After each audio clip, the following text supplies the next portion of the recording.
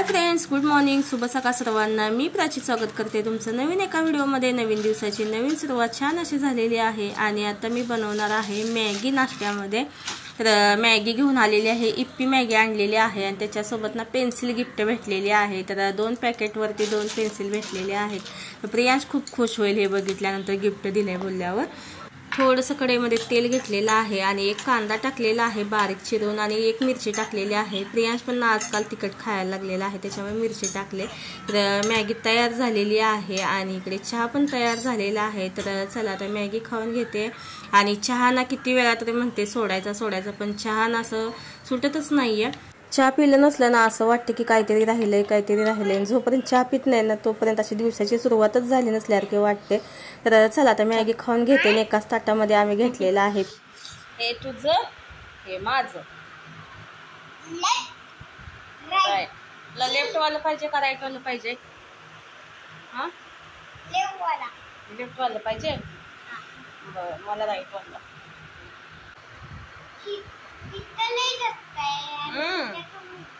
कमी आहे, हे जास्त आहे म्हणून तुला पाहिजे काय? आहा आहा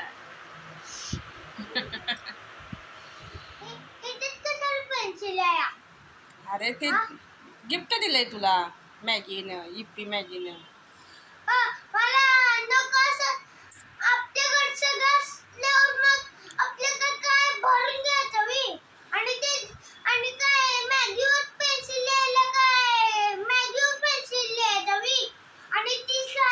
अरे मॅगी कशाला पेन्सिल न लिहायचं, आपल्या बुक मध्ये लिहायचं। त्यांनी तुला गिफ्ट दिले। आता तू स्कूलला जाणार ना, स्कूल चालू झालं ना म्हणून तुला गिफ्ट दिले इप्पी मॅगीने।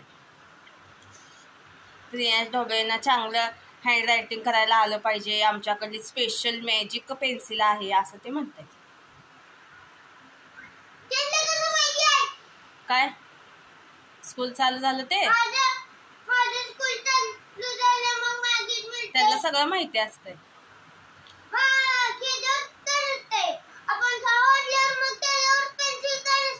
खाऊवाल्यांनी नाही दिली रे, मॅगी वाल्यांनी फक्त दिली आपल्याला पेन्सिल गिफ्ट।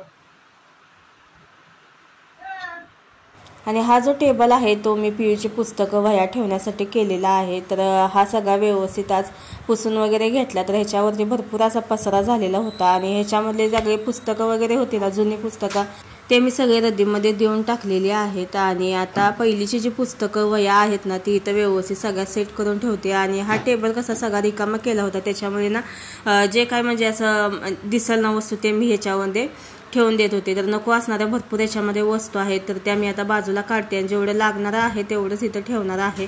आणि या टेबलला पण बऱ्याच वर्ष झाली, आम्ही जेव्हा भांडुपला होतं ना तेव्हा घेतलेलं होतं। ते पण आमच्या बाजूच्या काकीकडून घेतलेलं होतं, त्यांच्या मुलांसाठी त्यांनी आणलेले।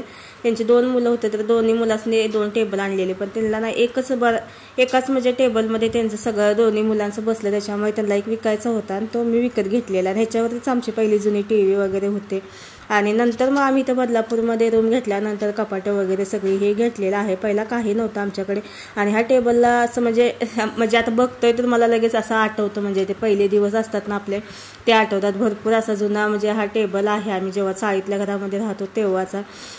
तर मी मागच्या व्हिडिओमध्ये पण एकदा असं बोललेली होती। तर असं मला असं म्हणजे जुन्या वस्तू दिसल्या ना अशा, म्हणजे आम्ही जेव्हा चाळीमध्ये राहत होतो ना तेव्हाच्या वस्तू दिसल्या ना त्या म्हणजे मागच्या काळामध्ये मी जाते। तर आता मी तुम्हाला बोलताना पण लगेच अशी इमोशनल होते। बरं असो काय, प्रत्येकाचे दिवस सगळे आता चेंज होत राहतात। तर चला आता मी हे सगळं देवाचं सामान आहे ते पण मी इथं ठेवून दिलेलं होतं बॉक्समध्ये भरून।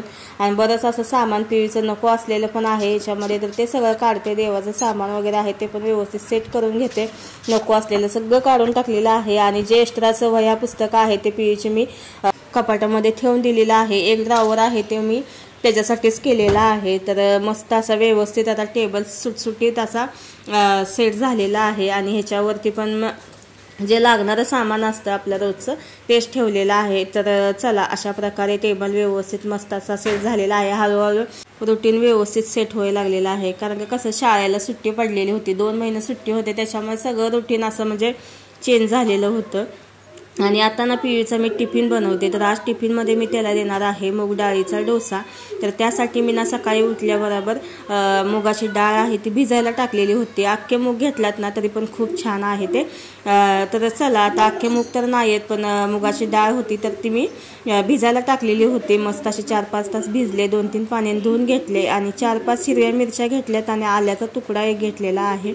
आणि आता ह्याच्यामध्ये मुगाची डाळ टाकायची. 2 बॅचमध्ये मी आता हे वाटून घेणार आहे. तर जसं लागेल तसं पाणी घ्या, थोडंच पाणी घ्या आणि जसं आपलं बॅटर असं ना डोशाचं तसं आपल्याला हे बारीक वाटून घ्यायचं आहे. आणि कन्सिस्टन्सी पण आपल्याला डोशाच्या पिठासारखेच ठेवायचे आहे. तर चला आता हे सगळं मी ना आता मुगाची डाळ आहे ती बारीक वाटून घेते.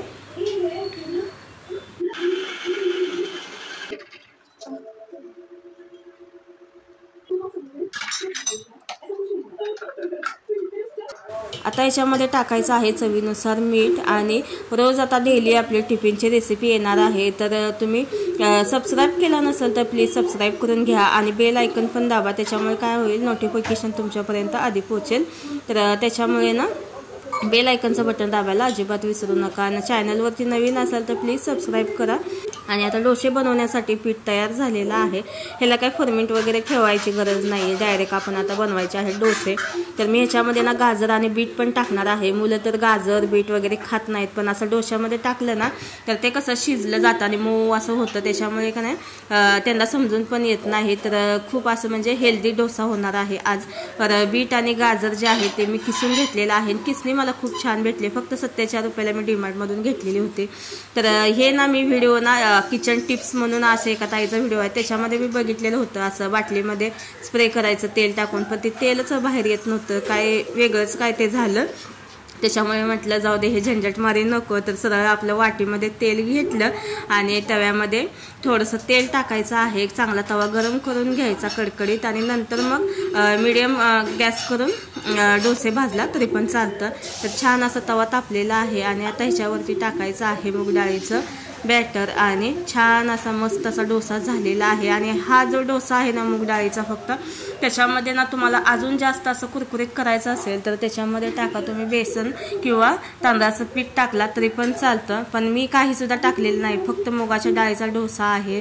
आणि बऱ्याच जणांना असं वाटत असेल की मूग डाळीचं आहे म्हटल्यावर तव्याला वगैरे चिपकत असेल, पण असं काही होत नाही, अजिबात चिपकत वगैरे नाही.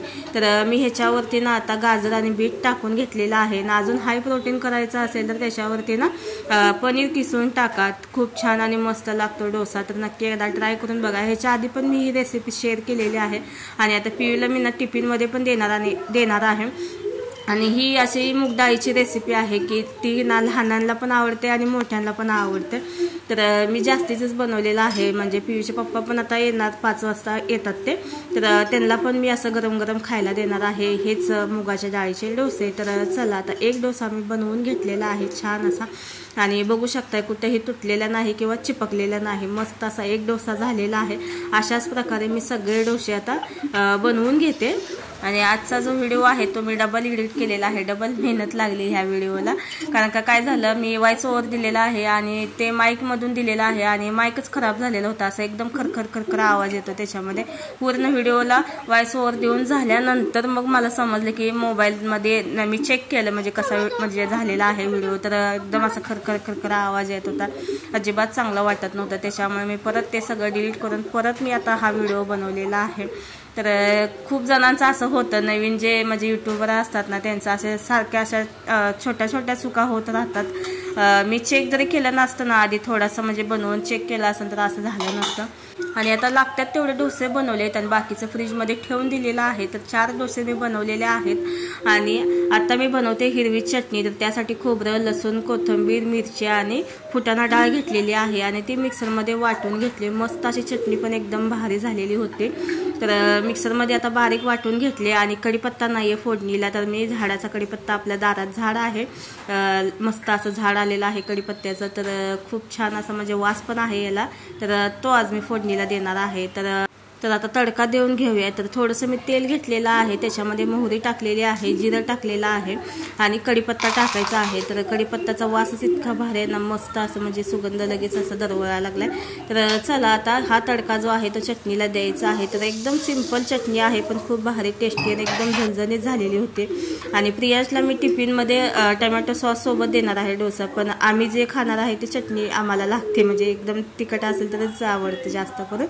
आणि पियूचा मी टिफिन आहे तो आता पॅक करते. तर 2 डोसे दिलेला आहे त्याला, म्हणजे 2 तुकडे केलेले आहे, एकच डोसा आहे, 2 तुकडे केले, टमॅटो सॉस दिलेला आहे आणि मस्त असा टिफिन आज पियूचा हेल्दी तयार झालेला आहे. 1 चमचा पण देते त्याला, सॉस वगैरे नाही जमला खायला तर 1 चमचा पण दिलेला आहे त्याला. मस्त असा टिफिन आजचा हेल्दी झालेला आहे. तर असंच टिफिन आपल्याला रोज बघायला भेटणार आहे. तर चॅनलला सबस्क्राईब करायला अजिबात विसरू नका. तर चला आता मी पण खाऊन घेते. आणि सकाळी मॅगी खाल्लेली पण मॅगीनं काही पोटच भरल्यासारखं वाटतं ना, आणि सकाळचं कसं नाश्ता म्हणजे व्यवस्थित असेल तर म्हणजे चांगलं वाटतं, पण ते पियूचा हट्ट होता मॅगी पाहिजे त्याच्यामुळे बनवलेली.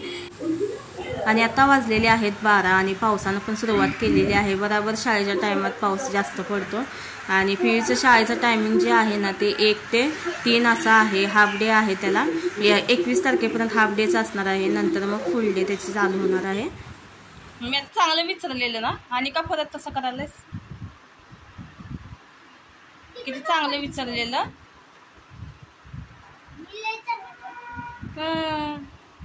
काय स्वतःला समजायला लागलाय काय माहित पहिलीत गेल्यापासून. ते मोठा झालायस वय बघा की मी हेअरस्टाईल केलेली ती आवडली नाही, स्वतःच विचारायला लागलाय.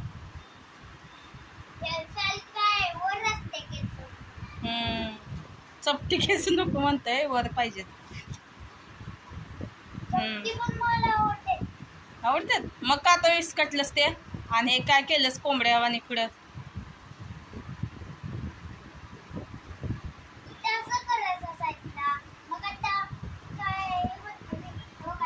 हे आवर पटकन, बस काहीतरी करू नको टाइमपास. चल छान आहे छान आहे. चल युनिफॉर्म दाखव सगळ्यांना कसा आहे. असा युनिफॉर्म आहे मस्त. अरे बेल्ट वाकडा का झालाय बघू.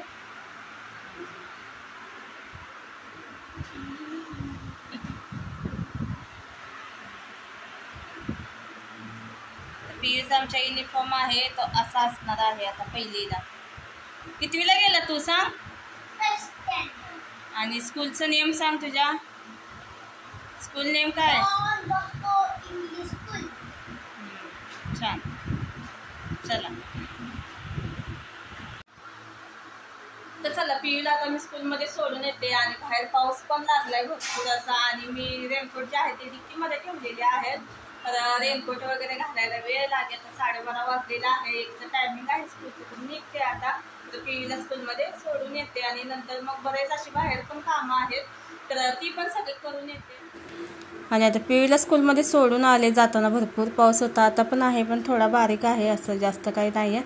आणि पावसाळ्यात नको वाटणारं काम म्हणजे कपडे सुकवायचं असतं. तर कपडे वगैरे तर सकाळीच मी सुकायला टाकले लवकरच, तरी पण सुकत नाहीत पावसाच्या दिवसात. नाही तर मग इकडं तिकडं कुठं पण टाकून सुकवावं लागले. मला एक स्टँड घ्यायचं आहे पण खूप महाग आहे ते, त्याच्यामुळे जर असं थांबले बघू म्हणजे व्यवस्थित असं म्हणजे आपल्या रेंजमध्ये बसलं तर घेणारच आहे. आणि कारण का खूप प्रॉब्लेम होतो आहे असं कपडे सुकवण्यासाठी. मग इकडे तिकडे ते कपडे ठेवतो ना, त्याच्यामुळे बरं पण वाटत नाही. पावसाच्या दिवसात नको वाटणारं काम म्हणजे हेच असतं, कपडे सुकवायचं. आणि आता रेनकोट वगैरे सुकवून परत मला पियूला आणायला जायचं, म्हणजे दिवसातून 3 वेळा रेनकोट भिजतात, 3 वेळा सुकवावं लागतं. तर असो चला. आणि आता मी ना पियूची पुस्तकं पण घेऊन आलेली आहेत का ती बघते एकदा चेक करून, कारण का मी तिथे चेकच केली नाहीत. तर त्याची ही पुस्तकं राहिलेली होते, ते काय स्कूलमध्ये दिलेच नाहीत. आणि काल टीचरने सांगितले की हे तुम्हाला बाहेरून घ्यावं लागेल. तर कवर वगैरे टाकलेलंच आहे, तर ते आता मी व्यवस्थित आता ठेवते त्याच्या टेबलवरती. तर सकाळीच मस्त असा टेबल पण त्याचा व्यवस्थित असा सेट करून घेतलेला आहे. तर बघूया आता किती दिवस असाच राहतोय कारण का जसं आहे तसं राहतच नाही ते. आणि एक फिश ना मेला याच्यातला, तर 5च राहिलेले आहेत. 6 आणलेले होते, 2-2 जोडी अशी आणलेली, तर एक मेला त्याच्यातला. आणि आता पियूचा ना फोटो हवा आहे पासपोर्ट साईजचा, तर ते काढायला मी आलेले आहे. त्याचा स्कूलमधून घेऊन आले, नेता येता स्टुडिओमध्ये गेले आणि लागलीच मग म्हटलं ड्रेसवरतीच फोटो काढून घेऊया. आणि त्याचे पहिले जे फोटो आहेत ना त्याच्यामध्ये खूप लहान दिसतोय तो, आणि आता चेहरा कसा चेंज झालाय त्याचा, त्याच्यामुळे म्हटलं आता नवीन फोटो काढून घेऊया. 2 वर्ष म्हणजे काय काढलेच नाही. जे पासपोर्ट साईजचे फोटो आधीच जास्त काढून ठेवलेले होते ते चालले 1-2 वर्ष, पण 2 वर्षामध्ये ना खूप चेहरा त्याचा चेंज झालेला आहे. तर मलाच ओळखेना झालं, एकदम असं त्या आत फोटोमध्ये असं बाळ वाटायला लागले ते, त्याच्यामुळे आता पासपोर्ट साईज त्याचे फोटो काढून घेते. आणि आता मी ना चेहरा पूर्ण असा क्लीन करून घेणार आहे, कारण का आता मी कुठे बाहेर वगैरे जाणार नाही आहे, त्याच्यामुळे ना चेहरा क्लीन करून घेणार आहे. तर चेहऱ्यावरती ना सकाळी हलकासा मेकअप केलेला होता, तर ते सगळं आता काढून घेते. आणि चेहऱ्यावरती ना टॅनिंग वगैरे भरपूर माझ्या झालेला होतं गावावरून आल्यानंतर, आणि खूप असा काळवंडल्यासारखा झालेला चेहरा, मान वगैरे. तर मी काय करत होते माहिती का, आठवड्यातून 2 वेळा क्लिंजिंग मिल्क आहे ना त्याने ना पूर्ण चेहऱ्याची मसाज करून घेते. तर पूर्ण चेहरा, मान वगैरे आहे ना, कान वगैरे तिथे ना आपल्याला जिथं टॅनिंग वाटते ना तिथं सगळं असं व्यवस्थित असे मसाज करून घ्यायचे. आणि नंतर मग चेहरा ना पाण्याने स्वच्छ धुवून घ्यायचा. तर गावावरून आल्यानंतर पूर्ण माझा चेहरा असा काळा पडलेला होता, तर खूप असं म्हणजे टॅनिंग झालेलं होतं. तर ते आता सगळं व्यवस्थित असं कवर होत आलेलं आहे. तर आता हलकंसं दिसतंय तुम्हाला, पण गावावरून आल्यानंतर जास्त होतं ते. तर बघू शकता तुम्ही चेहरा कसा असा पूर्ण क्लीन आणि नितळ झालेला आहे. आणि आता मी त्याच्यानंतर लावते लॅक्मेचं सनस्क्रीन लावणार आहे, SPF 50चं आहे हे. तर ते चेहऱ्यावरती, मानेवरती सगळीकडे लावून घ्यायचं आहे आणि हलकीशी मसाज करून घ्यायचं आहे. चेहऱ्यावरती पूर्ण ते असं मुरलं पाहिजे. तर पहिला चेहरा म्हणजे माझं क्लिंजिंग करायच्या आधीचा चेहऱ्यामध्ये आणि आत्ताच्या चेहऱ्यामध्ये लगेच फरक जाणवते. तर तुम्ही पण बघू शकताय कसा आता चेहरा दिसायला लागलेला आहे, एकदम क्लीन दिसायला लागलेला आहे. तर असं म्हणजे आठवड्यातून 2 वेळा जरी केलं तरी चेहऱ्यावरचा, मानेवरचा असा काळेपणा कमी होण्यास मदत होते. तर मी आता गावावरून आल्यापासून हे आठवड्यातून 2 वेळा तरी करते. तर खूप छान असा रिझल्ट येतो. तर बघू शकताय तुम्ही किती फरक जाणवत आहे. तर चला आजचा व्हिडिओ इथंच थांबवते. कसा वाटला नक्की कमेंट करून सांगा. आवडला असेल तर लाईक करा. तोपर्यंत बाय बाय.